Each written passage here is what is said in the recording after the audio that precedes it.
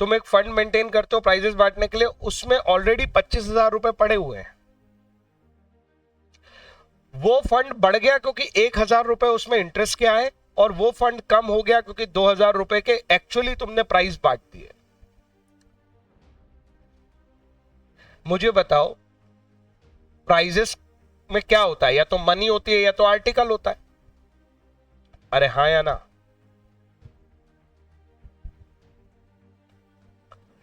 कहीं पे भी ये लिखा है कि आर्टिकल बांटे, कोई प्राइजेस हमारे पास कोई आर्टिकल है नहीं, या तो फंड्स की ही बात हो रही है, पैसे बांटे।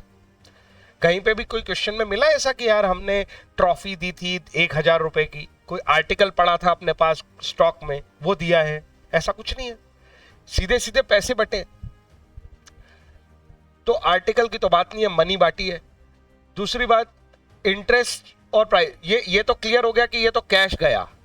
कैश गया तो रिसीट एंड पेमेंट अकाउंट में ये दिखना चाहिए। और कौन सी साइड दिखना चाहिए? पेमेंट साइड दिखना चाहिए। क्या तुम्हें मेरी बात समझ में आई, हाँ या ना? बोलो बोलो। ऐसे ही टोन पे सोचते हैं। दूसरी बात, ये इंटरेस्ट को लेके सोचे। 1,000 रुपए के है तो कैश ही, लेकिन हो सकता है कि ये सिर्फ ड्यू हुआ हो, रिसीव ना हुआ हो। अरे बोलो हाँ या ना? ये डाउट हो सकता है ना? ये तो बांटा था, इस पे क्या का डाउट है? पर पैसा जो आया वो हो सकता है ड्यू हुआ हो, रिसीव ना हुआ हो, और हो सकता है वो रिसीव हो गया हो इंटरेस्ट। कैसे पता चलेगा सर हमको? ऐसे पता चलेगा कि अगर ये इंटरेस्ट केवल ड्यू रह जाता तो इनकम अक्रूड हो जाती, और इनकम अक्रूड हो जाती तो कहां दिखेगी? असेट में। अरे खुद से नहीं चलता है दिमाग शुरू में, मुझे पता है, बट अब मैं समझा रहा हूं, क्या अभी भी समझ नहीं आ रहा है? तो बैलेंस शीट में ही इसे दिखना था यहां कहीं। जैसे ये सब्सक्रिप्शन नहीं दिख रही है, इनकम आउटस्टैंडिंग है, अक्रूड है, ऐसे ये इंटरेस्ट अक्रूड दिखना था। यस और नो?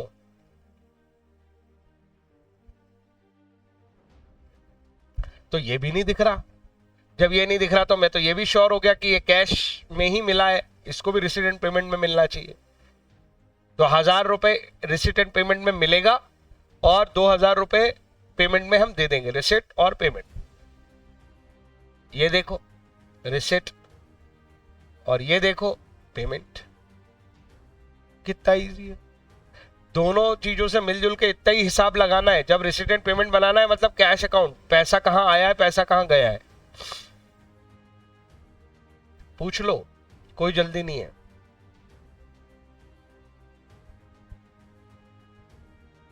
और बोलो कहानी, स्वर्ण आ गया ये समझ में? नहीं आया तो बताना है, बैठे नहीं रहना है, बोलो।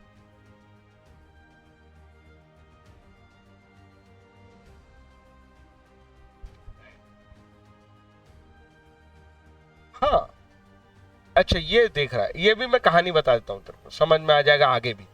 जब भी अपने पास कोई फंड होता है, अरे ये तुमने वर्ड नहीं सुना, सिंकिंग फंड जैसा। फंड मतलब किसी पर्पस के लिए, स्पेशल पर्पस के लिए, स्पेशल पर्पस रिजर्व है ये, और कुछ नहीं है। जनरल रिजर्व नहीं है ये। जैसे security premium special purpose reserve होता है, तो अकाउंटिंग में हमने एक पर्पस के लिए पैसा कलेक्ट कर लिया। अब वो कलेक्ट करके क्या हम अपने ऑफिस की तिजोरी में रख ले कैश? कोई फायदा नहीं है। ये रहा सिंकिंग फंड इन्वेस्टमेंट।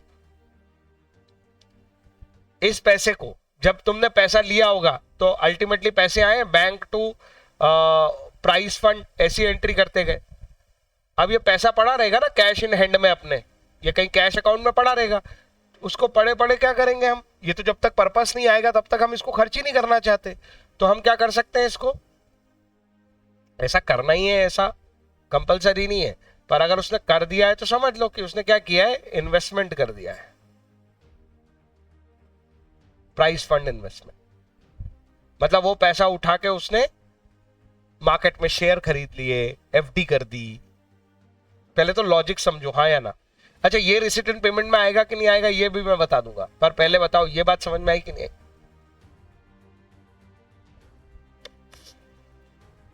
अब हमारे पास तो ऑलरेडी 25,000 रुपए पड़े थे फंड में, अरे बोलो ना हाँ, 25,000 रुपए तो ओपनिंग ही था ना अपना पुराना,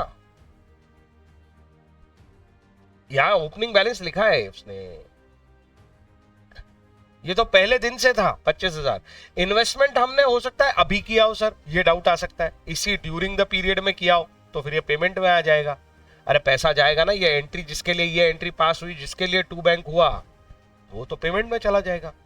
ये इस साल हुआ है इन्वेस्टमेंट या इन्वेस्टमेंट भी ओपनिंग था, ये कहानी कैसे पता चलेगी बोलो? बैलेंस शीट दे रखी है उसने 31 मार्च 2022 क्लोजिंग, ओपनिंग बैलेंस शीट कहीं दी है क्या?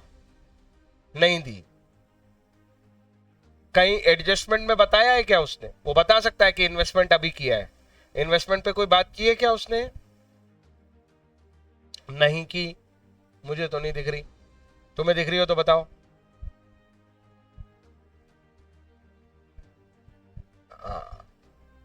तो अब यहां अजम्पशन लगेगा कि अगर ओपनिंग बैलेंस भी है और प्राइस फंड इन्वेस्टमेंट पे ओपनिंग है या नहीं है, ये वो कुछ बता ही नहीं रहा, तो हम इसे ओपनिंग मान सकते हैं। तो 20 इसका रेसिप्रोकल भी ले सकते थे, तो ओपनिंग मान लिया इसलिए यहां पेमेंट में वो नहीं ले रहा। तुम नोट भी लिख सकते हो, ठीक है? और बोलो।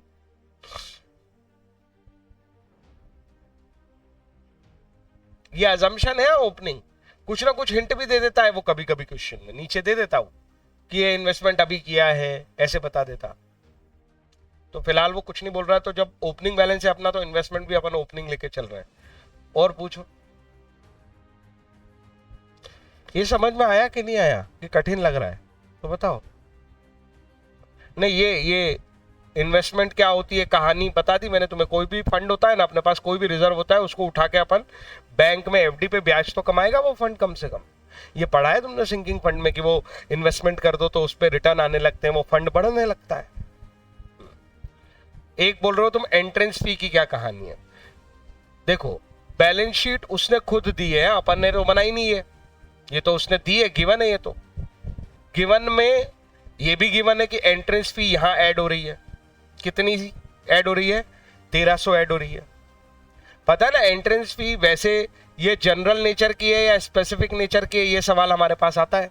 जनरल नेचर की होती है तो कहां जाती है? तो वो जाती है इनकम एक्सपेंडिचर में। और अगर वो कैपिटल नेचर की होती है, स्पेसिफिक वर्ड गलत बोल रहा हूं मैं, कैपिटल नेचर की होती है तो वो बैलेंस शीट में जाती है।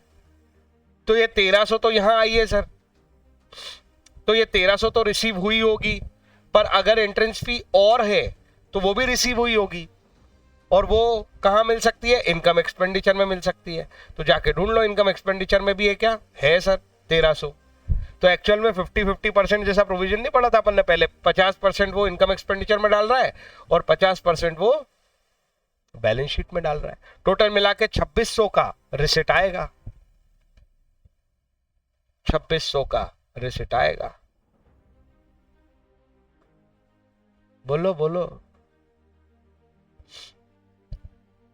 नहीं आया? ऐसा हमने खुद किया है ना पीछे, एक क्वेश्चन में याद करो 50-50%, वो उसका रिवर्स गेम आ गया था। उसने बैलेंस शीट में भी दे दी और ये भी दे दी, मतलब कि ये 2600 रुपए रिसीव हुए, आधे उधर गए आधे इधर गए। और देखो पहली बार करते हैं ना, सबको ऐसे ही लगता है, डोंट वरी। पर अभी मैंने फिर बता दिया, फिर से कर लो इसको एक बार, आने लगेगा वो, ये स्टोरी लाइन बनने लगेगी दिमाग में कि यार इस तरह की कंपनी में अकाउंटिंग में क्या क्या इंफॉर्मेशन मिल सकती है, कहां कहां अलग अलग, तो मुझे कैसे सोचना चाहिए, रिसिट पेमेंट के लिए कैसे सोचना चाहिए। और यही क्वेश्चन अच्छा होता है, वो तो बहुत ही इजी होता है, इनकम एक्सपेंडिचर बैलेंस शीट बनवा देता है वो। रिसिट पेमेंट में थोड़ा मजा आता है। सब्सक्रिप्शन अकाउंट में तो कोई दिक्कत नहीं आई थी ना बनाने में, वो तो स्मूथ हो गया कि नहीं? अब ये भी हो जाएगा सब, इसकी चिंता मत करो। अभी समझाया, अभी समझ आया कि नहीं? मेरे को नहीं एक्सपेक्ट कि अगली बार भी सही कर दोगे तुम, रिवाइज कर लो, डाउट आए फिर पूछो, फिर समझो, हो जाएगा वो स्मूथ। समझने से स्मूथ हो जाएगा तो वो सारे क्वेश्चंस के लिए स्मूथ हो जाएगा।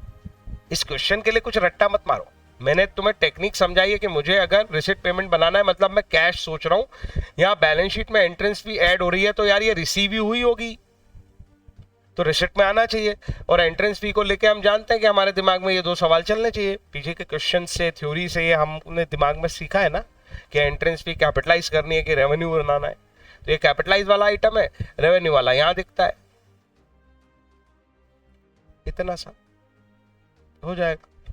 बोलो। और प्राइस फंड भी मैंने बता दी कहानी कि एक स्पेशल फंड है, उसमें पैसा आया है तो पैसा बढ़ा है, आया है तो रिसिट में जाना चाहिए। इन्वेस्टमेंट फंड पे कुछ बोला नहीं इसलिए अजम्पशन ले लिया। लिख भी सकते हो अपनी भाषा में जो लिखना है तुम्हें, सीखने के पर्पस। हाँ, और पूछो।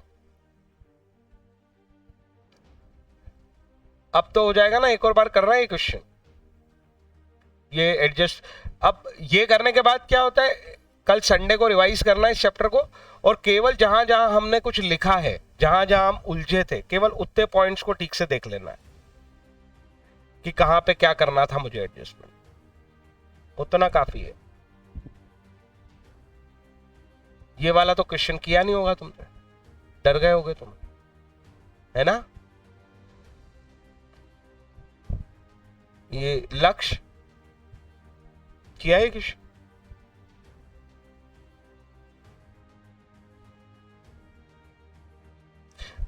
दिखने का ही बड़ा था ना बस वो।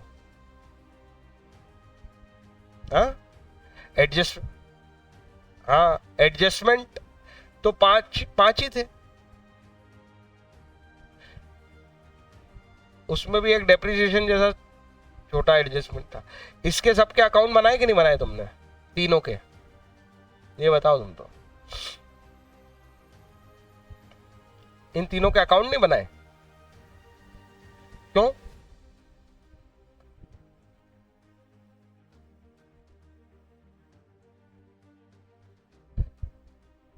Material consumed, game sports expense, ये 50,000 रुपए दे रखा है। क्या अकाउंट बनाते तो डाउट नहीं आता? बोलो, डाउट बोलो।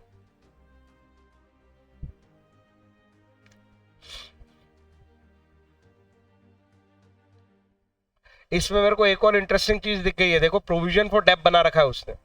तो ये जो डेप लगाओगे ना तुम, 5%, 10%, 10%, 20%, इसका फिगर उठा के इसी में डालना। मेथड ऑफ डेप्रिसिएशन क्या दे रखी है उसने, ये होशियारी से करना। ये दे रखी है एसएलएम, और एसएलएम जब भी देता है कंसेप्ट आना चाहिए। ये ओरिजिनल कॉस्ट लिखी हुई है चारों, अरे हाँ या ना, ये कॉस्ट ही है, इसी पे परसेंट लग जाएगा और जुड़ यहां जाएगा डेप। यस और नो? बोलते ही नहीं हो। ये मोटर व्हीकल नाम की चीज मुझे प्रोविजन फॉर डेप में नहीं दिख रही। 180 मोटर व्हीकल डेप में नहीं दिख रही, मोटर व्हीकल पे 20% डेप लगा है। अब देखो मैं अपना खुद का एनालिसिस सोच रहा हूं, हो सकता है मोटर व्हीकल अभी खरीदा हो, इसलिए उसके ओपनिंग नहीं है वो वाले। मोटर व्हीकल, तुम्हारा motor vehicle set out, sort out हो गया था? बोलो बोलो। उसका प्रोविजन नहीं है तो मोटर व्हीकल में माइनस करके लगा दिया डेप्रिसिएशन, इसको नेट एसेट पे ले लिया क्या? आंसर करके आए हो ना, तो याद रहना चाहिए मेरी बात। रेसिडेंट पेमेंट दिया नहीं है तो मेरे पास तो कोई मौका ही नहीं है इस बात को ढूंढने का कि यार उसका पेमेंट अभी हुआ है। देखें जरा मोटर व्हीकल कितने पे, कहाँ है बैलेंस शीट, ये रही।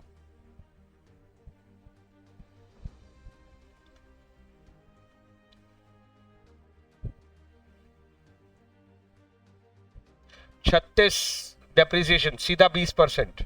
इसका प्रोविजन नहीं बनाया, ये नेट एसेट पे चल रहा है। अरे बोलो ना हाँ। और ये सब प्रोविजन है, इसमें ऐड हुए हैं तुम्हारे बाकी के फिगर।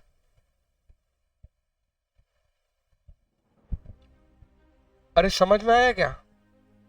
ये डाउट नहीं आया तुम्हें? आना था इसको। ये तुमने भी ऐसे ही समझ के कर लिया था कि बाकी सब प्रोविजन वाली मेथड पे और ये नेट एसेट पे है, क्योंकि उसका प्रोविजन का ओपनिंग बैलेंस नहीं है अपने पास। ये समझ में आ गया था एक बार में? आ गया था तो बहुत अच्छी बात है भाई। इसका ओपनिंग बैलेंस नहीं है ना, मेरे को यहां पे ही डाउट हो गया इस पे। सबके ओपनिंग मिले, मोटर व्हीकल था ही नहीं इन तीनों में, ऊपर 4 असेट थी, लैंड पे तो लगता ही नहीं है डेप्थ, तो पंगा ही नहीं है। अरे हाँ या ना, बोलो बोलो बोलो। सुहानी समझ में आया क्या ये? मुझे ही पूछना पड़ता हो तो हाँ भी नहीं बोलती है, डाउट भी नहीं पूछती है। जल्दी बोल।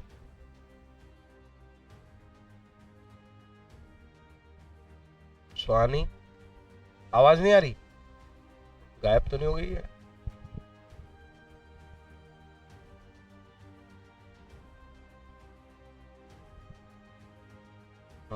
गायब ही है वो उसमें से। चलो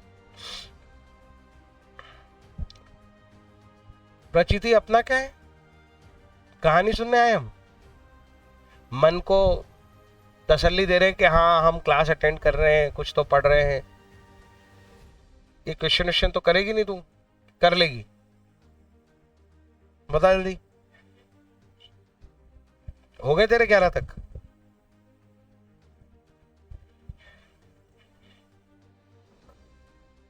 कब होने वाले हैं ये सब? पहले एडवांस में अच्छा ठीक, देखते हैं। और क्या डाउट बोल रहा था ये गेम्स एक्सपेंस करके दे रखा है उसने 50, और गेम्स से रिलेटेड और कुछ है क्या कहानी में? यहाँ बिल्डिंग फंड, ये देखो ये वैसे ही रिजर्व है जैसा अभी हमने देखा था, वो प्राइस फंड जैसा। रिजर्व फंड ये भी रिजर्व है, प्राइस फंड जैसा। प्रोविडेंट फंड ये तो एम्प्लॉय का होता है। ये सिक्योरिटी डिपॉजिट ये भी लाइबिलिटी है हमारी। अरे हमने सिक्योरिटी डिपॉजिट ले रखा है, वापस देना पड़ेगा बाद में। स्कूल में नहीं जमा कराते हो तुम सिक्योरिटी डिपॉजिट, वैसा तो वो लाइबिलिटी बना के रखेंगे अपने पास।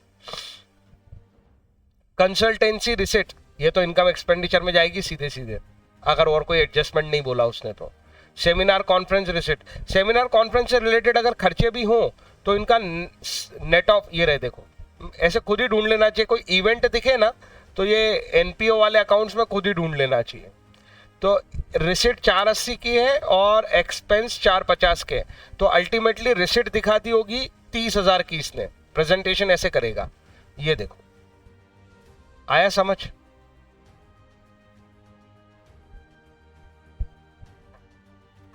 कंसल्टेंसी के चार्जेस होते ही नहीं है ये। आ ही रहा हूं मैं नीचे, सारे ही बताया था, नहीं तो अलग अलग पूछते रहोगे तुम।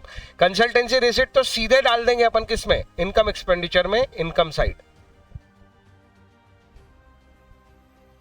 कंसल्टेंसी रिसिट, अच्छा इसके एक्सपेंस दिए हैं उसने, दिए हैं तो वो भी माइनस कर दिए। नीचे कंसल्टेंसी के एक्सपेंस भी है कहीं।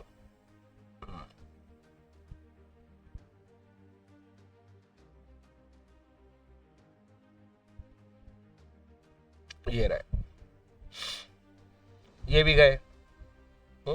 अब क्या बचा?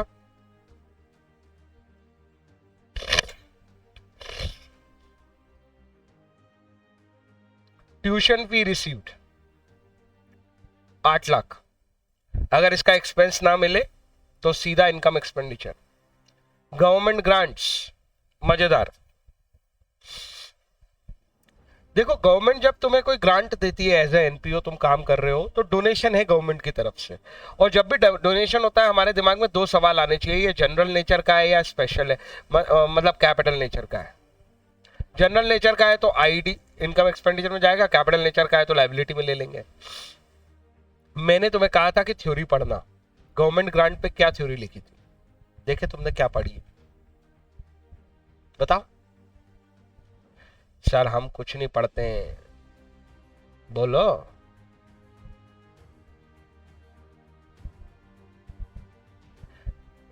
गवर्नमेंट ग्रांट की थ्योरी नहीं मिली तुम्हें?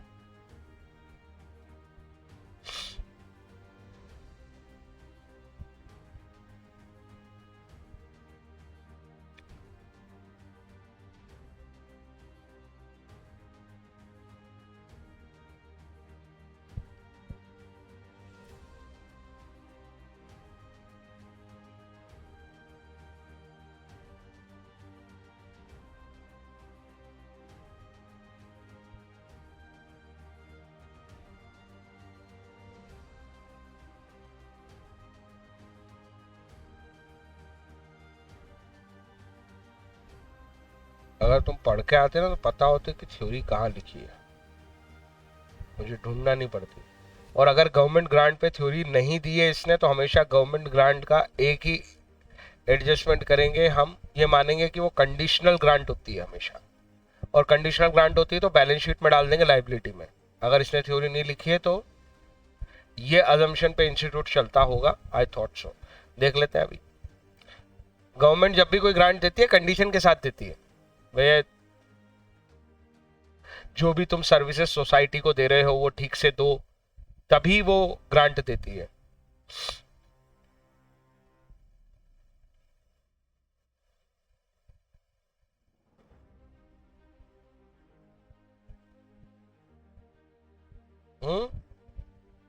कौन सा 8.32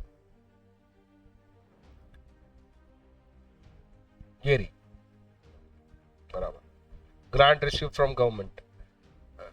3 मेन सोर्स जिससे वो चलता है। The government grant are four kind mainly maintenance grant, equipment grant and building grant and such other grant as may be sanctioned by the government from time to time. ये इसमें उसने ये नहीं समझाया कि मैं नेचर कौन सा पकड़ूंगा, सिर्फ ये बता दिया कि यहाँ से पैसा आता है, मैं तो नेचर ढूंढ रहा हूँ। क्योंकि मेरे दिमाग में सवाल ये चल रहा है कि इसे मैं इनकम एक्सपेंडिचर ले जाऊंगा या लाइबिलिटी। मैंने तुम्हें कंसेप्ट बता दिया कि ये कंडीशनल होती हैं इसलिए इनको लाइबिलिटी में डालना चाहिए। लेट्स सी इसने कहाँ डाला। इनकम एक्सपेंडिचर नहीं, पहले मैं लाइबिलिटी में देखता हूँ। नहीं डाला, तो गवर्नमेंट ग्रांट रिसिट में इनकम में लिए क्या?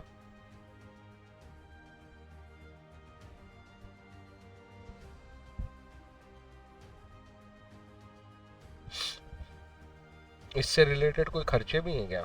कुछ एडजस्टमेंट में लिखा होगा।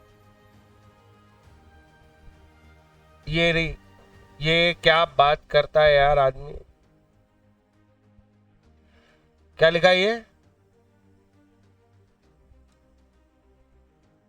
क्या लिखा है? हमें तो अकाउंटिंग पर्पज से यही ढूंढना था बस। रेवेन्यू रिसिट ये लो, सॉरी नहीं आया समझ। तुम सही चीज ढूंढोगे तो मिलेगी। वो एडजस्टमेंट में नहीं लिखता ना तो अपन डालते उसको बैलेंस शीट। इसको लिख लो, कैपिटल आइटम है एक्सेप्ट वो एडजस्टमेंट में दे। अब एडजस्टमेंट में बोल दिया उसने रेवेन्यू ट्रीट करो तो कर देंगे। इफ साइलेंट ऐसे करके लिख लिया करो। क्वेश्चन साइलेंट है तो कैपिटल आइटम डाल देना। डोनेशन, नाम नहीं लिखा है कौन सा डोनेशन है, हमेशा इनकम एक्सपेंडिचर में जाएगा। फिर अगर नाम वाला डोनेशन होता है, ये थ्योरी है ऊपर, तो फिर हम उसे कैपिटल में डालते हैं और तब तक मेंटेन करते हैं जब तक वो पर्पस ना आ जाए। डोनेशन वहीं इस्तेमाल होगा। फिर interest and dividend on investment, ये क्या लिखे हैं सब? रिसिट्स लिखी है। नहीं, ये थोड़ी रिसिट्स है।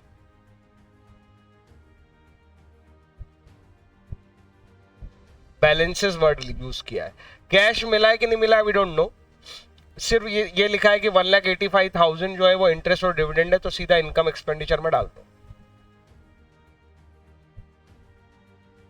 अरे हाँ या ना, कोई ड्यू एंड नॉट रिसीव्ड ऐसी कोई कहानी थोड़ी है, हमें क्या पता। सीधा इनकम एक्सपेंडिचर में डालेंगे 185। असेट नहीं बनाएंगे, इनकम बनाएंगे। हॉस्टल रूम रेंट इनकम है हमारे लिए। अरे हम इंस्टीट्यूट है, तुम अपने आप को मत सोचने लगना कि मैं स्टूडेंट हूं तो ये तो खर्चा होता है। स्टूडेंट मत सोचो, इंस्टीट्यूट हूं मैं। Mess receipt income. College store sales, college store हो सकता है कि इसकी पूरी कहानी हो। स्टोर वर्ड आ जाए ना तो समझ लेना कि कोई मटेरियल है जिसका मेंटेनेंस करना होता होगा हमको। वो मटेरियल खरीदते होंगे, बेचते होंगे, कंज्यूम होता होगा, तो बेचने वाली कहानी है। तो हो सकता है कि कुछ खरीदने वाली कहानी भी हो। ये लो, stock of stores and supply opening, ये मिल गया इसका ओपनिंग, ये मिल गया इसका सेल, ये मिल गया इसका परचेस। अरे हाँ या ना?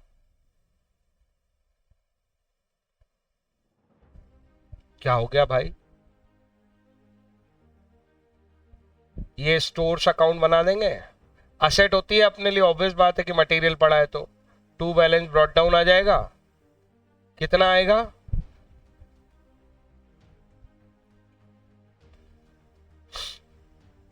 3 लाख।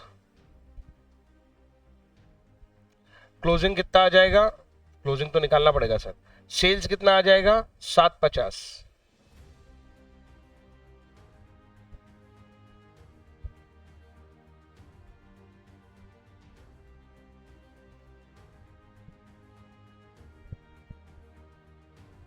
और परचेज 8 लाख। सर यार टू बैंक बाय बैंक कुछ नहीं लिख रहे, हमको क्या पता कैश में किया है उधार पे किया है, जरूरत भी नहीं है उसकी। उसने जो क्वेश्चन पूछा उसमें रिसिट पेमेंट पूछता तो दिक्कत आती। अब यहां पे क्या लिखूं? क्लोजिंग या कंजम्पशन कुछ तो दे दे।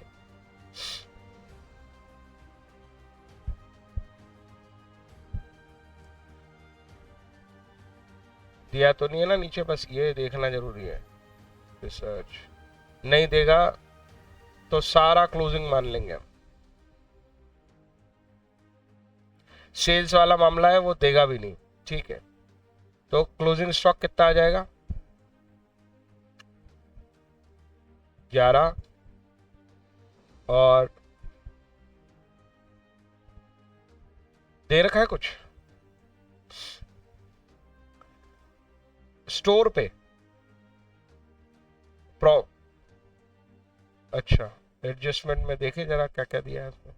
मटेरियल एंड सप्लाई कंज्यूम्ड, अच्छा ये है ना फ्रॉम कॉलेज स्टोर, साफ तो लिखा है। ये स्टोर से store selling price are fixed to give a net profit of 10% on selling price. अच्छा स्टोर की सेलिंग प्राइस जो है वो 10% सेल प्राइस पे ही प्रॉफिट है। अरे प्रॉफिट कॉस्ट पे और सेल पे दोनों पे हो सकता है ना। तो सेल प्राइस पे 10% का प्रॉफिट है, और इसका मतलब ये जो सेल वैल्यू है ना इसको हम सीधे यूज नहीं करेंगे, क्योंकि अब उसने ये बता दिया है कि यार इसको कॉस्ट निकाल सकते हो इसकी। अरे ये इंफॉर्मेशन नहीं होती तो हम सीधा सेल वैल्यू ले लेते इसकी। ये यहाँ पे थी ना सेल वैल्यू, कहाँ गई कहाँ गई? 7 लाख मैंने कुछ लिखी भी है शायद, 7.5 लाख। हाँ ये रही, इसमें ही है 10% प्रॉफिट इसी प्राइस पे, मतलब 75,000। और क्या दिया है इसने? वो जो एडजस्टमेंट है उसका ये मतलब है, ये तो समझ गया होगा। तो ये वो बोल रहा है कंज्यूम्ड। कंज्यूम्ड का मतलब क्या होता है? वो जो हमने खुद इस्तेमाल किया, बेचा नहीं। कितना है? 2, 75 और 25, मतलब ये हो गया 1 लाख और ये हो गया 2 लाख। 3 लाख रुपए का हमारा खुद का कंज्यूम्ड है और 750 का प्रॉफिट पे बेचा है। 1 मिनट, कहां गया अपना अकाउंट? 3 लाख ही था ना वो कंज्यूम्ड। अरे बोलोगे?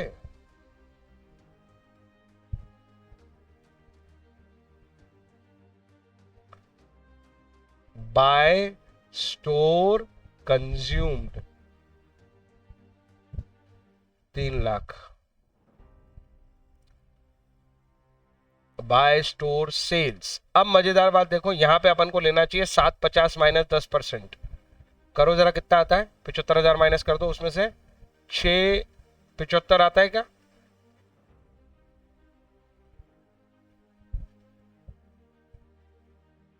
जल्दी बताओ कितना आता है? हम्म, यस। अब जरा हिसाब बनाओ तो ये हो गया 11 लाख और ये 975 हो रहा है। कितना बचा? 25 जोड़ेंगे 10 और 11, 1,25,000 का बैलेंस क्रेडिट डाउन आ रहा है। लेट्स सी, सबसे पहले तो बैलेंस शीट में ही देख लेते हैं इसको। टेन टेन आ गया कि नहीं आया? अरे बोलो ना, ये आ गया तो बाकी सब भी आ जाएंगे। ये देखो इनकम एक्सपेंडिचर में प्रॉफिट यहां डाल दिया वो 75 का। हाँ जी, बोल क्या कह रहा है? आवाज नहीं आई तेरी, अटक गई। क्यों लिया? इतना ही सुनाई दिया मेरे को, क्या क्यों लिया ये नहीं समझ में आया। हाँ आर्यन, क्यों किया? अरे भाई स्टॉक अकाउंट बन रहा है, वो कॉस्ट पे बनता है। वो ना देता ना मुझे तो मुझे मजबूरी में 750 लेनी पड़ती है मान के कि यही कॉस्ट होगी। अरे तूने वो खरीदा, इसमें एक प्रॉफिट एलिमेंट है, वो प्रॉफिट तो गेन है ना मेरा सीधा, ये तो मेरी इनकम है। हिसाब किताब क्या बन रहा है? 3 लाख 8 लाख, ये कॉस्ट पे लाया ना तो 11 लाख। इसकी कॉस्ट माइनस करेगा ना इसमें से, सीओजीएस की सेल प्राइस माइनस कर देगा। हेलो, तो फिर ये 10% तो मान रहे हैं ना अपन प्रॉफिट है, इसको सीधे ले जाएंगे इनकम एंड एक्सपेंडिचर में, ये सब थोड़ी जाएंगे इनकम एक्सपेंडिचर में। भाई इसका कंज्यूम्ड वाला पार्ट 3 लाख हो गया, ये हम खा गए, ये इतना खरीद के लाए थे, ये क्लोजिंग बैलेंस बचा है अपना बस। कॉस्ट को, सॉरी कॉस्ट बोल रहा हूं, स्टॉक को वैल्यू कॉस्ट पे करते हो कि सेल प्राइस पे करते हो बताओ?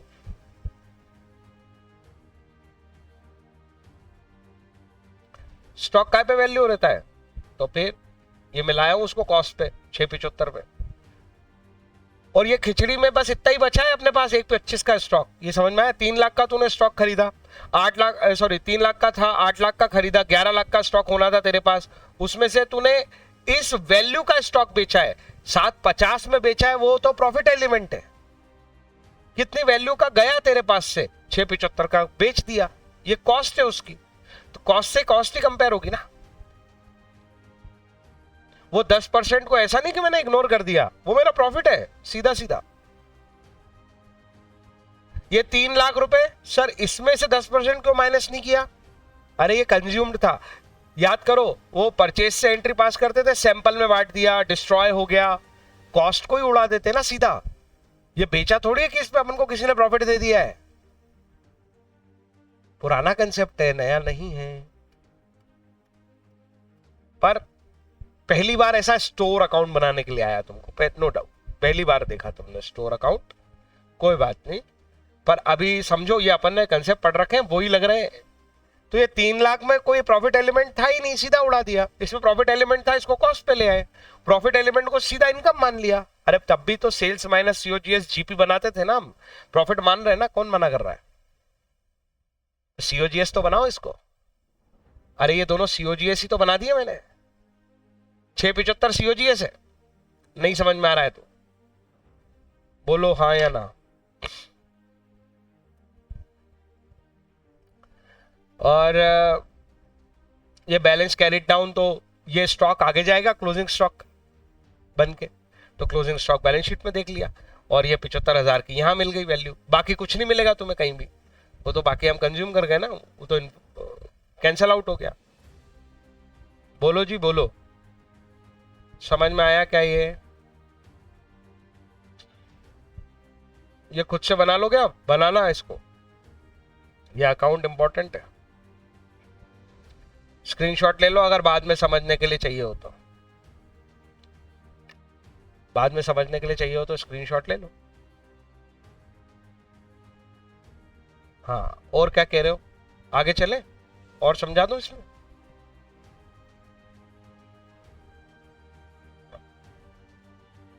नहीं ये कुछ बोल रहा वर्किंग नोट में क्या?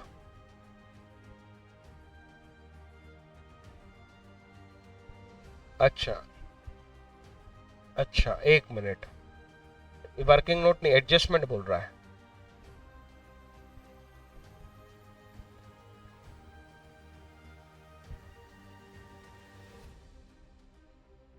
हमारे स्टोर्स में 25,000 रुपए का क्या पड़ा था?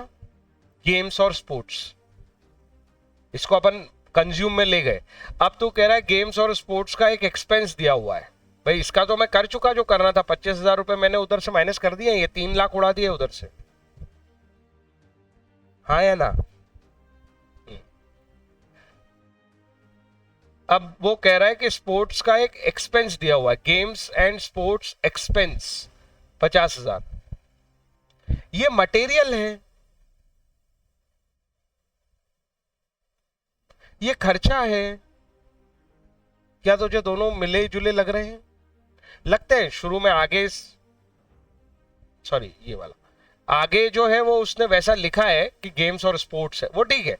पर तू बता, एक चीज कमोडिटी है कि इतने रुपए का मटेरियल पड़ा है, जैसे तेरे पास बैट बॉल वगैरह पड़े, और ये कोई और खेल के लिए खर्चा करा है तूने,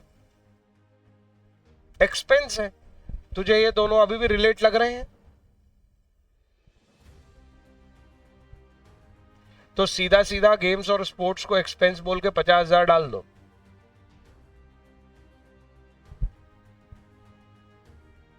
ये डाल दिया। सर ये मटेरियल आ गया यहां पे, ऐसा मटेरियल तो वेलफेयर में भी आ जाएगा, और एक और कौन था वो, टीचिंग में भी आ जाएगा। ये 3 लाख रुपए यहां कैसे दिख रहे हैं?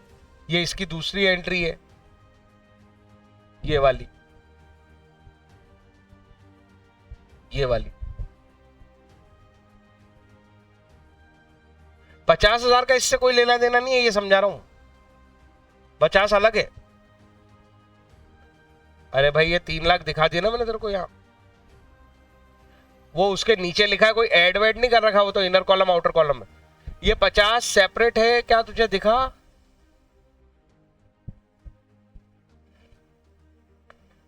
हेलो,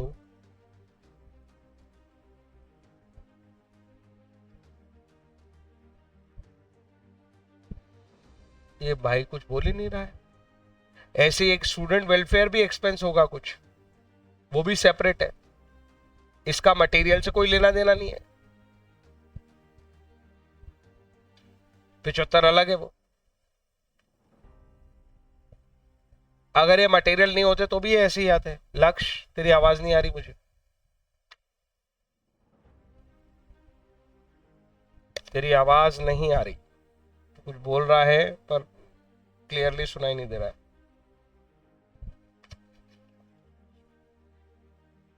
आर्यन मेरी आवाज आ रही है?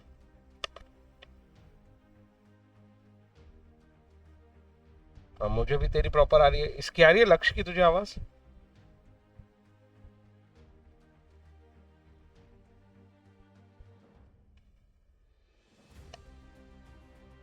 बारात आ गई है घर के पास, डांस करके आ जा।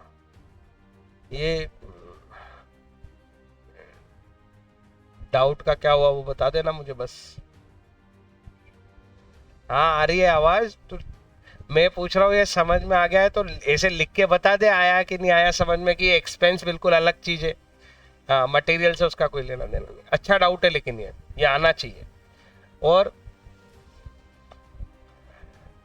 और पूछो।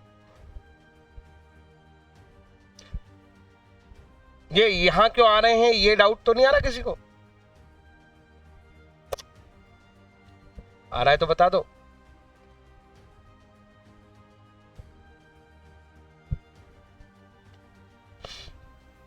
आर्यन ये मटेरियल कंज्यूम्ड यहां क्यों आ रहे हैं, ये डाउट तो नहीं आ रहा?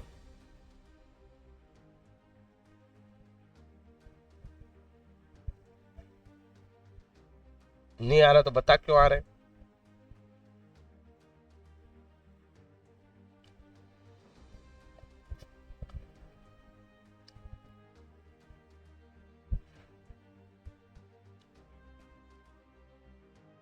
फालतू बातें मत कर। सर आपने ये सेल्स 675 किया, क्या ये 675 आ रहा है?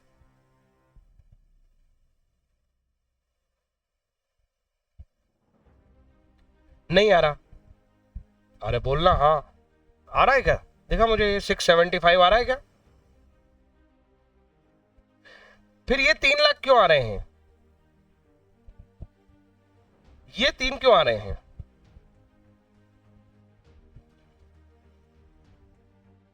ये नहीं आ रहा, ये आ रहे हैं। ये सवाल तुमको मेरे से पूछना चाहिए। नहीं पूछ रहे हो तो मैं पूछूंगा।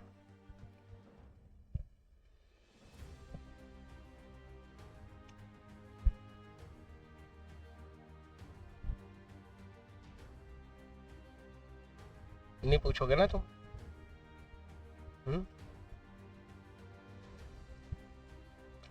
देखे कुछ कुछ बत्ती जल जाए तुम्हारी।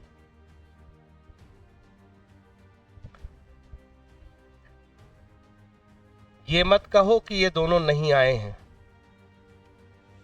ये आए हैं, दोनों आए हैं। 75,000 का प्रॉफिट इन दोनों को दिखा रहा है। मना कर दो, नहीं दिखा रहा।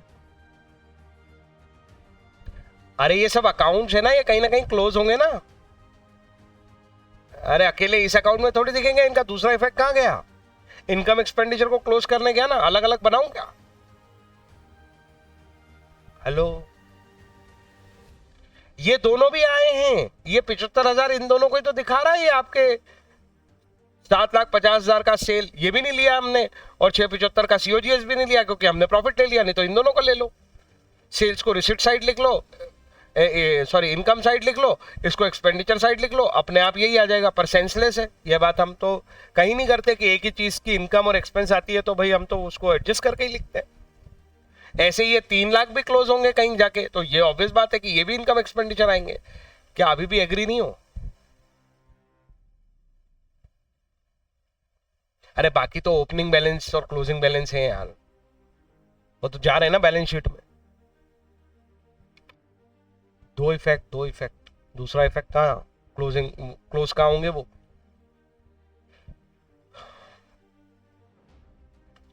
नहीं आया है अभी भी तो पूछो। देखो ईमानदारी से, बेईमानी मत करो अपने लिए। करना है तुमको ये क्वेश्चन।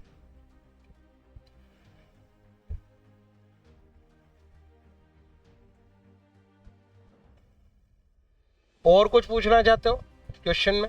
अब तो लगभग हम सारी चीजें डिस्कस कर ही चुके हैं, पर फिर भी कुछ बचा हो, कुछ पूछना चाहते हो? ये स्कॉलरशिप, इसके ऊपर भी थ्योरी है, पढ़ लो। हम दे रहे हैं scholarships. Expense expense expense expense तो सब बाकी सब इजी है, कुछ ऐसा दिख नहीं रहा मुझे। Expense, research fund investment 8 lakh. कहाँ डालेंगे इसको? असेट और बैलेंस शीट। यस और नो? इन्वेस्टमेंट है ना, और रिसर्च फंड भी था ऊपर, में को याद है? हाँ जी, क्या बोल रहा है ये? 3 लाख का क्या?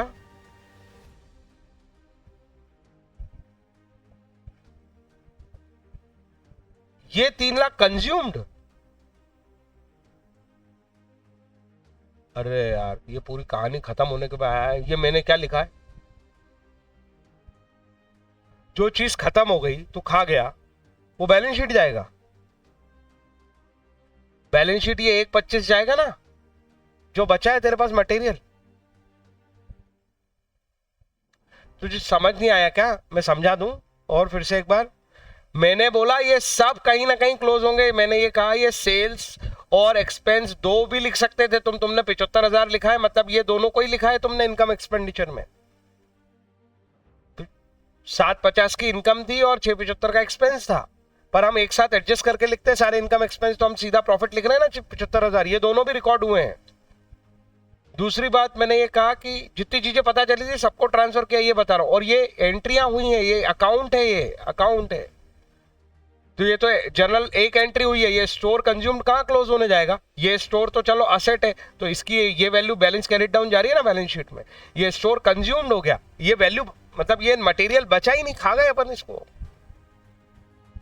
तो जो कंज्यूम्ड हो गया वो मैंने एक साथ लिख दिया यहाँ पे। वो तुम 3 नाम लिख लो वहां पे, games and sports equipment, welfare equipment, material consume, जो तीनों नाम लिखो वो तीनों कंज्यूम कर दिए ना हमने, इसलिए तो इनकम एक्सपेंडिचर में गए हैं वो। एक्सपेंडिचर बोल के, लॉस बोल के। और यही बात तुझे मैं समझा रहा था कि उसको एक्सपेंस से कंपेयर मत करो, कैश एक्सपेंस से। इसलिए वो बेचारा लिख भी रहा समझाने के लिए कि ये कैश का खर्चा है, ये मटेरियल था, यहां हुए ना वो कंज्यूम्ड। ये कैसे जाएंगे बैलेंस शीट में? जो बचा है वो जाएगा 1,25,000। अभी भी नहीं आया ना, तो मुझे जल्दी नहीं है, पहली बार देखा तुमने स्टोर अकाउंट, तुम और पूछ लो। इतनी सी बात है, स्टॉक अकाउंट में सीओजीएस ही माइनस होगा, cost of good sold. Sales नहीं आ सकता, क्योंकि स्टॉक कॉस्ट पे बनता है। अरे बिक जाएगा तो वो स्टॉक थोड़ी रहेगा। तो जो यहां से बाहर होती है वो कॉस्ट बाहर होती है, वो कंपेयर होती है सेल्स से। यही तो सीओजीएस बना के हम सेल्स से कंपेयर करके प्रॉफिट निकालते हैं। Opening plus purchase minus closing नहीं दिख रहा है तुमको? ये इसमें कंज्यूम्ड पार्ट और आ गया, और क्या था? ये सीओजीएस था अपना। यही करते रहो हमेशा।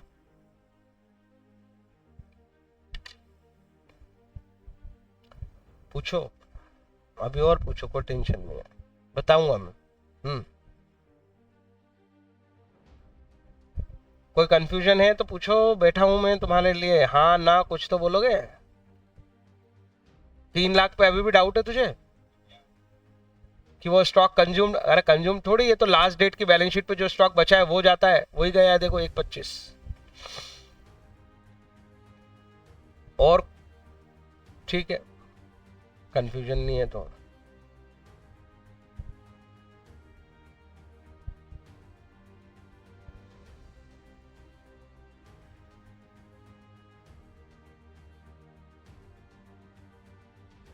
कल बैठ के इसके अनसॉल्व क्वेश्चन खत्म करो, ज्यादा नहीं करो, स्लो चलने दो। लॉ ज्यादा पढ़ना, पर जब भी टाइम पास लगे कि लॉ बोर हो गया, तो लॉ में बोरिंग हो रही है, तो फिर ये इसमें आ जाओ।